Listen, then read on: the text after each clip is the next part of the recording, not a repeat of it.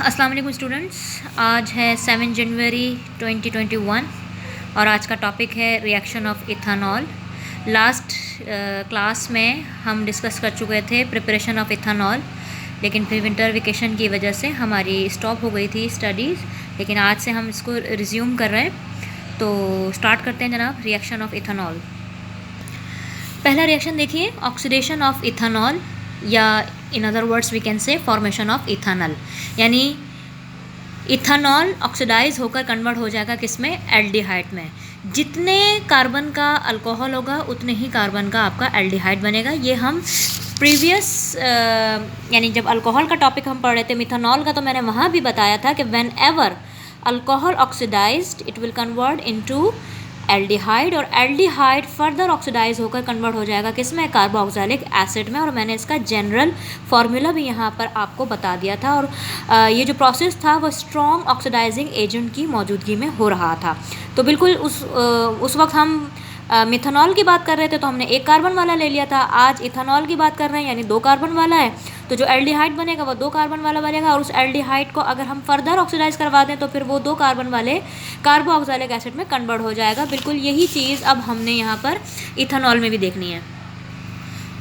तो ये देखिए, ये हमारा इथानॉल है। Ethanol strong oxidising agent potassium dichromate की मौजूदगी में और सल्फ्यूरिक एसिड की मौजूदगी में नेचुरल ऑक्सीजन प्रोवाइड करेगा, जो कि इस अल्कोहल को ऑक्सीडाइज कर देगा इनटू एल्डिहाइड। अब आप देखें ये OH ग्रुप कन्वर्ट हो गया किसमें, एल्डिहाइड ग्रुप के अंदर यहाँ पर, और ये कन्वर्ट हो गया एल्डिहाइड के 2 कार्बन वाले मेंबर इथानॉल में। ठीक है, सो इथानॉल, और ये कन्वर्ट हो गया इथानॉल में। इथानॉल इसका IUPAC नेम है, जबकि एसिड एल्डिहाइड इसका कॉमन नेम है।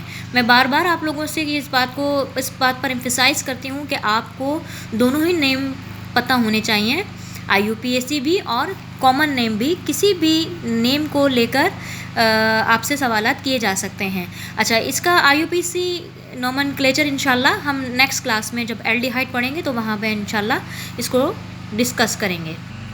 अब नेक्स्ट रिएक्शन देखिए, दैट इज़ स्टेरिफिकेशन। ये वही रिएक्शन है जो अभी हमसे पहले मिथानॉल के भी देख चुके हैं, बस सिर्फ फ़र्क इतना है कि वो 1 कार्बन वाला था, ये 2 कार्बन वाला है। ठीक है, तो स्टेरिफिकेशन क्या है कि when ever carboxylic acid reacts with alcohol it will produce ester, and the formation of the ester is called esterification. This process is carried out in the presence of sulfuric acid. तो अब यहाँ पर acid, carboxylic acid का जो member हमने लिया है वो एसिटिक एसिड ले लिया, जिसका कॉमन नेम एसिटिक एसिड और IUPAC नेम इसका इथानोइक एसिड है। ठीक है, और ये इथाइल अल्कोहल हो गया, ethyl alcohol common name, ethanol इसका IUPAC नेम है। ठीक है, और ये रिएक्शन कर ईस्टर बनाएंगे। ईस्टेरिफिकेशन में क्या होता है कि भाई कार्बोक्सिलिक एसिड का हाइड्रोक्सिल ग्रुप और अल्कोहल का हाइड्रोजन, ये दोनों मिलकर वाटर बना लेंगे, और ये बाकी पूरा कंपाउंड जो रिमेनिंग हैं दोनों के, वो कंबाइन होकर ईस्टर बना लेंगे।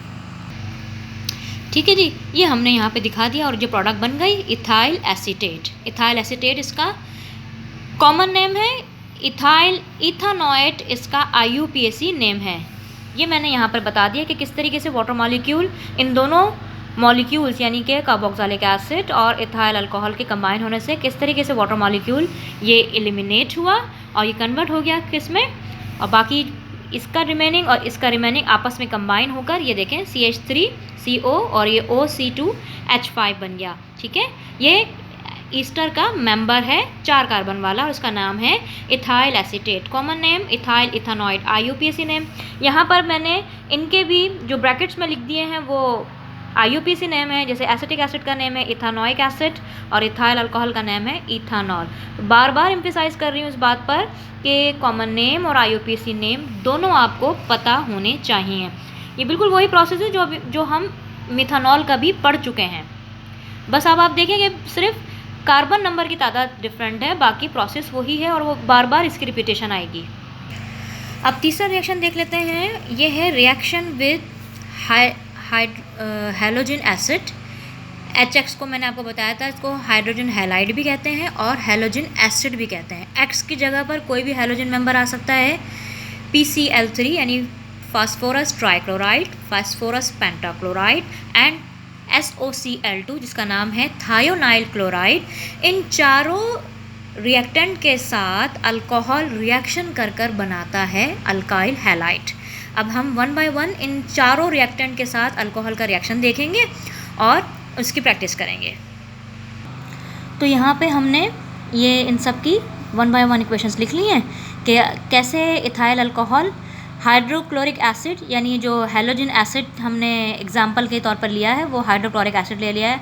हम HBr भी ले सकते हैं, हम HF भी ले सकते हैं, और ये प्रोसेस होता है in the presence of zinc chloride. ठीक है, तो इथाइल अल्कोहल ने हाइड्रोक्लोरिक एसिड यानी हैलोजन एसिड के साथ रिएक्शन कर कर क्या बना दिया, इथाइल क्लोराइड। हुआ क्या कि अल्कोहल का OH हाइड्रोक्सिल ग्रुप रिप्लेस कर गया हैलोजन एसिड के क्लोरीन के साथ, यानी OH गया उसके जगह पे क्लोरीन आ गया। ठीक है, और फिर बन गया इथाइल क्लोराइड और वाटर बन गया। इसी तरीके से फास्फोरस ट्राइक्लोराइड के साथ रिएक्शन करते हुए भी इसने इथाइल क्लोराइड बनाया और फास्फोरिक एसिड बना दिया। ठीक है, यहाँ पर भी यही हुआ कि OH रिप्लेस कर गया विथ क्लोरीन। ठीक है, इसी तरीके से फास्फोरस पेंटाक्लोराइड के साथ रिएक्शन करते हुए भी OH रिप्लेस कर गया विथ क्लोरीन और इथाइल क्लोराइड बना, और साथ में फास्फोरस ट्राइक्लोरेट बना और HCl बना। अच्छा, फिर इसी इथाइल अल्कोहल ने थायोनाइल क्लोराइड के साथ रिएक्शन करते हुए फिर OH रिप्लेस कर गया क्लोरीन के साथ और बन गया इथाइल क्लोराइड और सल्फर डाइऑक्साइड गैस और साथ में HCl। तो आप अगर इन चारों रिएक्शंस में देखें तो प्रोडक्ट एक ही बन रही है, और वो क्या है, अल्काइल हैलाइड यानी इथाइल क्लोराइड। सब में देखें आप, इसमें भी, इसमें भी, इसमें भी और इसमें भी, तो इन चारों के साथ रिएक्शन करते हुए अल्कोहल क्या बनाता है, अल्काइल हैलाइड बनाता है। जितने कार्बन का आप अल्कोहल लेंगे उतने ही कार्बन का अल्काइल हैलाइड बनेगा। चौथा रिएक्शन है हमारा dehydration of ethanol. Dehydration means removal of water. तो यहाँ हम देखेंगे कि इथेनॉल में से वाटर निकलेगा और वो कन्वर्ट हो जाएगा इथीन में। तो हमने स्लैश डालकर लिख लिया गया कि भाई जब डिहाइड्रेशन होगी इथेनॉल की तो फॉर्मेशन ऑफ हो जाएगी किसकी, इथीन की, यानी कि अल्कीन बन जाएगा। अल्कोहल में से जब डिहाइड्रेशन होती है तो वो अल्कीन में कन्वर्ट हो जाता है। ये देखिए, मैं यहाँ पर मैंने एक जनरल इक्वेशन लिख दी है ताकि ये आपको मेमोराइज़ करने में आसानी रहे कि जब भी कभी अल्कोहल की डिहाइड्रेशन होगी यानी इसमें से रिमूवल ऑफ वाटर होगा तो वो कन्वर्ट हो जाएगा किसमें, अल्कीन में। साथ में ये जो रिमूवल ऑफ वाटर है उसको भी हमने दिखाना है। और वाटर रिमूव करवाने के लिए हमें हमेशा इस्तेमाल करना होगा कॉन्सनट्रेटेड सल्फ्यूरिक एसिड। ये सल्फ्यूरिक एसिड इसमें से वाटर को निकलवाएगा और कन्वर्ट कर देगा इसको अल्कीन में। अब ये यहाँ हम चूँकि इथेनॉल के रिएक्शंस पढ़ रहे हैं तो ये हमने इथेनॉल का फार्मूला लिखा।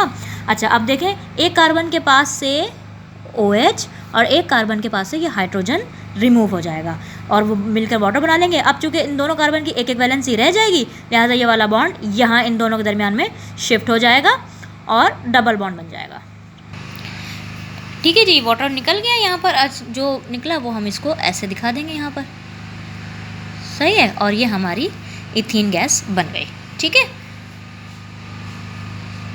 वन मोर थिंग यहाँ पर जो कि आपको जहन में रखनी है वो ये कि ये डिहाइड्रेशन का जो प्रोसेस है वो हीटिंग पर होगा, यानी कि हीट करना पड़ेगा in the presence of concentrated sulphuric acid, और वो टेम्परेचर होता है करीबन 180 डिग्री के सेंटीग्रेड।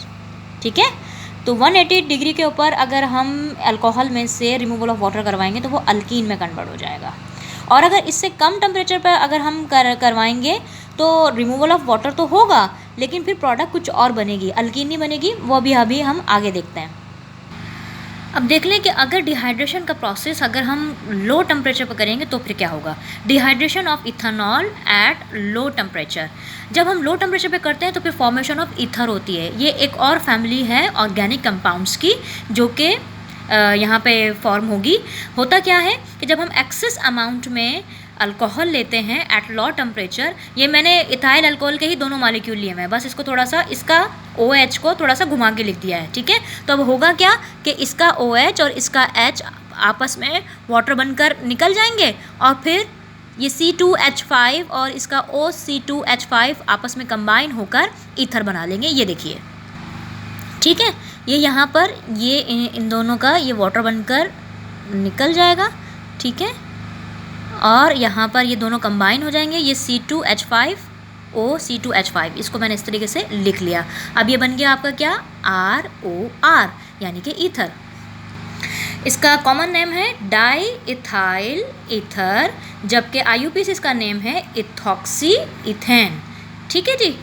अब ये जब हम आपको अगर ईथर का पढ़ाते हैं तो वहाँ पर नॉमेनक्लेचर बताते हैं, लेकिन अभी जब वो इंशाल्लाह आगे जाएंगे तो हम देखेंगे इसको। लेकिन इस दफ़ा क्योंकि शॉर्ट हो गया सिलेबस तो फिर हम ईथर तो नहीं पढ़ पाएंगे। बस अब आप जहन में रख लें कि इसका नेम जो है वो ये है। हाँ, ये तो मैं आपको बता चुकी थी कि ये ईथर कैसे है, हमने इसका फंक्शनल ग्रुप पढ़ा था।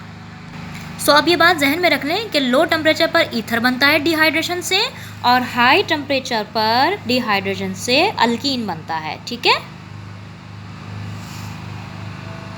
6th रिएक्शन देखिए, that is dehydrogenation of ethanol. Dehydrogenation का मतलब रिमूवल ऑफ हाइड्रोजन, यानी हम देखेंगे इथेनॉल में से जब हाइड्रोजन रिमूव होती है तो फिर क्या बनता है। डिहाइड्रोजिनेशन यानी रिमूवल ऑफ हाइड्रोजन का जो प्रोसेस है वो कॉपर निकल पेयर की सूरत में होता है, यानी हम ये कैटलिस्ट का पेयर इस्तेमाल करते हैं एट 180 सेंटीग्रेड, और अल्कोहल में से हाइड्रोजन गैस रिमूव होती है और वो कन्वर्ट हो जाता है एल्डिहाइड में। ठीक है। ठीक है। अच्छा, अब डिहाइड्रोजनेशन यानी रिमूवल ऑफ हाइड्रोजन का मतलब है कि यहाँ पर भी इथेनॉल ऑक्सीडाइज हो रहा है, यानी कि क्योंकि removal of hydrogen is also called oxidation, लेकिन ऑक्सीडेशन का ये प्रोसेस किसी ऑक्सीडाइजिंग एजेंट की मौजूदगी में नहीं बल्कि कैटलिस्ट पेयर की मौजूदगी में हो रहा है, that is copper nickel. Last reaction देखिए इथेनॉल का, रिएक्शन विद सोडियम मेटल। ठीक है। तो इथेनॉल सोडियम मेटल के साथ रिएक्शन कर बना देता है सोडियम ईथो ऑक्साइड। होता क्या है, ये इसका हाइड्रोजन यहाँ से एज ए प्रोटॉन की फॉर्म में रिमूव हो रहा है। ये रिएक्शन बहुत अहमियत का हामिल है, क्योंकि इस रिएक्शन में अल्कोहल क्या कर रहा है, अपना प्रोटॉन यानी हाइड्रोजन को रिमूव कर रहा है। तो this reaction also shows the acidic nature of alcohol, क्योंकि अकॉर्डिंग टू दी एसिड की डेफिनेशन के अकॉर्डिंग कि वो सब्सटेंस जो कि प्रोटॉन लॉस करते हैं उन्हें क्या कहते हैं, एसिड कहते हैं। तो ये रिएक्शन एसिडिक प्रॉपर्टी शो करता है किसकी, अल्कोहल्स की। ठीक है। तो सोडियम इथॉक्साइड बनता है और ये हाइड्रोजन गैस रिमूव होती है। सो यहाँ हमारे इथेनॉल की रिएक्शन ख़त्म हो गए। इंशाल्लाह नेक्स्ट क्लास में हम अपना न्यू टॉपिक एल्डिहाइड स्टार्ट करेंगे।